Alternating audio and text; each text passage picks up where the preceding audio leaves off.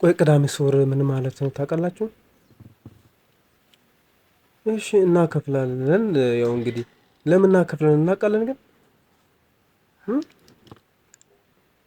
እስቲ አብረን እንወቃ። እስቲ እንግዲህ ካላወቅ በስመ አብ ወወልድ ወመንፈስ ቅዱስ አሐዱ አምላክ አሜን። የተከበራችሁ የሚዲያ ቤተሰቦች ሁላችሁም በእግዚአብሔር ሰላምታ እንደምን ቆያችሁ? አሜን። እግዚአብሔር የተመሰገነ የተወደሰ ይሁንልን። እንግዲህ ዛሬ እንግዲህ ቅዳሜ ስዑር ነው። ከዛ ውጭ ደግሞ በቤተክርስቲያን ስርዓተ መሰረት ትንሣኤውን ብርሃን እስከምናይ ድረስ እንግዲህ እናከፍላለን። እንግዲህ ይሄ ከስንት ሰዓት ጀምሮ ነው? ከየትኛው ጊዜ ሰዓት ጀምሮ ነው የምናከፍለው? ደግሞ ለምን እናከፍላለን? ቅዳሜ ስዑር ደግሞ ለምን ተባለ? እነዚህን ጉዳዮችን አብረን እንማማራለን። ምናልባት ለዚህ ሚዲያ አዲስ ይሆናችሁ ምንም ያልሰማችሁም ስለዚህ ሚዲያ ሰብስክራይብ እንድታደርጉ ፎሎ እንድታደርጉ ከዛ ውጭ ደግሞ ላይክ እንድታደርጉ ሼርንም እንድታደርጉ በእግዚአብሔር ስም እማጸናለሁ፣ እጠይቃለሁ። መረዳዳት፣ መጠየቅ፣ መተባበር ባህላችን ነውና እንደ ክርስቲያን ይሄ እንድታደርጉ በእግዚአብሔር ስም በትህትና እጠይቃችኋለሁ። እሺ አሁን ወደ ዋናው ሀሳቤ ልመለስና በቤተክርስቲያን ስርዓት ማለት እንግዲህ ዛሬ ቅዳሜ ስዑር ነው። ቅዳሜ ስዑር ለምን ተባለ? ቅዳሜ ስዑር ሲጀመር ትርጉሙ ምንድን ነው? ይሄ ነው። ከዚህ ነው የምንጀምረው። ቅዳሜ ስዑር ማለት የተሻረ ቅዳሜ። የምን ቅዳሜ? የተሻረ ቅዳሜ ይባላል ትርጓሜው። እንግዲህ ለምን ተሻረ ቅዳሜው? ቅዳሜ ሲጀምር ይሻራል ወይ? በምን ምክንያት ተሻረ ሲባል እንግዲህ የተሻረ ቅዳሜ ሲባል እንግዲህ እንደ ቤተክርስቲያን ስርዓት መሰረት ቅዳሜ እሁድ የሚጾሙ ቀናት ማለት እንዲሁ ዝም ከምግብ ተለይተን በጾም የምናሳልፍበት ጊዜ አይደለም እና ይሄን እንግዲህ ስርዓት ቤተክርስቲያናችን የሰራቸው ስርዓት ነች እና በዚህ እንግዲህ በትንሣኤ ዋዜማ ወይም ከስቅለቱ ማግስት እንግዲህ ቅዳሜ መቼም ቅዳሜ ስዑር ይባላል። እና ለምን ሲባል እንግዲህ በዚህ በቅዳሜ ስዑር ወይም በዚህ ቅዳሜ በተሻለው ቅዳሜ ጾም ስለሚጾም ጾምን ስለምናሳልፍ ከምግብ ስለምንከለከል በዚህን ጊዜ እንግዲህ የማይጾመው ቅዳሜ እንግዲህ በጾም ስለምናሳልፍ ምን ይባላል?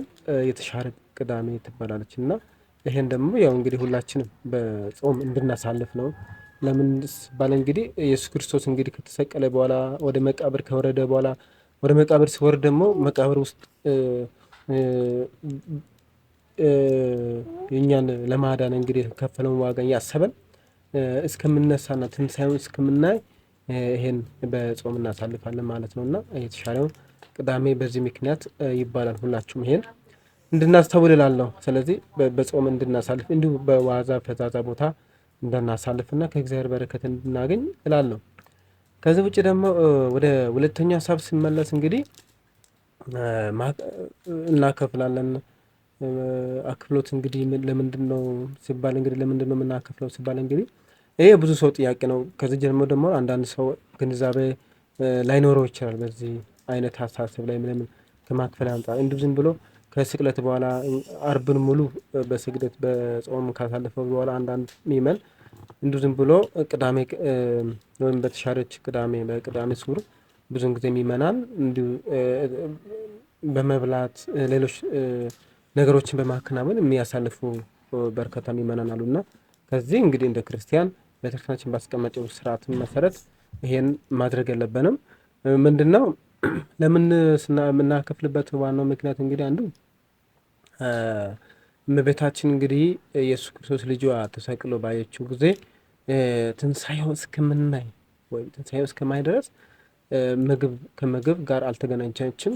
ከምግብ ጋር ከሚቀመስ ከሚጠጣ ከሚበላ ነገር ጋር አልተገናኘችም። እንዲሁም ከእሷ ጋር የነበሩ እነ ቅዱስ ዮሐንስ ሌሎችም እነዚህ ጻድቃን ሰዎች እንግዲህ በተለይ እመቤታችን የልጇን መነሳት እስከምታይ ድረስ እና እስከምታየው ድረስ ይሄን ከምግብ ጋር አልተገናኘችም። ለዛ ብላ እንግዲህ እሷን እንዳደረገችው እኛም ደግሞ ትንሣኤ ብርሃን እስከምናይ ህይወታችን ደግሞ እስከ ኢየሱስ ክርስቶስን ትንሣኤን እስከምናይ ድረስ እንግዲህ ከምግብ ጋር ሳንገናኝ እንደውም ብዙን ጊዜ ከስቅለቱ ብዙን ጊዜ የሚካሄደው ይሄ አክፍሎት የሚጀምረው እንደ በተለምዶ ሳይሆን እንዲሁም ብዙን ጊዜ የምታወቀው አርብን ከዋልን በኋላ አርብንም ማታ እንደውም ሳይበላ ቅዳሜም ሳይበላ ቅዳሜ ሌሊት ነው እንግዲህ አክፍሎቱን የምንጨርሰውና ጾሙን የምንጨርሰውና ይሄን ነው። ግን ብዙውን ጊዜ አርብዋንም ትንሽ ቀምሰን ቅዳሜውንም ውለን ነው ማታ ቅዳሜ ማታ የምንፈስገው ማለት ነው። እና ይሄ ነው እንዲህ አንዳንድ ቦታዎች የተለያየ ጊዜ እና የተለያየ የጾም አክፍሎት ጊዜ እንዳለን እንድናውቅ ነው። ስለዚህ ይሄን ስናደርግ በረከት እናገኛለን። እግዚአብሔርን ትንሣኤ እስከምናይ ድረስ ስንጾም በረከቱ ለእኛ ነውና ሁላችን በጸሎት እንበርታ፣ በጾም በስግደት እንበርታ። እንዲሁም በጾም ጊዜ ብቻ ሳይሆን መከባበሩ፣ ትህትና፣ ፍቅሩ፣ አንድነቱ ከጾም ጊዜ በኋላም መቀጠል አለበትና ሌሎችን በመርዳት ድሆችን በማየት መበርታት አለብን። እግዚአብሔር ይርዳን፣ ጽናቱን ይስጠን፣ ከክፉ ነገር ይጠብቀን፣ ጾማችን ጸሎታችን ይቀበል። ምናልባት ከወደዳችሁ ላይክ፣ ሰብስክራይብ፣ ፎሎ እንድታደርጉ እላችኋለሁ። አብረን እናሳድግ፣ አብረን እንደር። አመሰግናለሁ ሁላችሁ።